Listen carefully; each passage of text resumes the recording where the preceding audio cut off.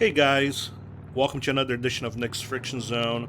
It's been a while since I've done a motovlog. In fact, I don't do motovlogs anymore, but I thought it'd be fun to show footage of me riding over the Vincent Thomas Bridge in San Pedro, California. For those of you guys don't know, this bridge was established in 1965. It's 1,500 feet, and it connects Long Beach and San Pedro. The bridge is really high. It's 365 feet. So for those of you who have a fear of heights, as I do, I'm definitely afraid of heights. I thought this might pump your blood a little bit.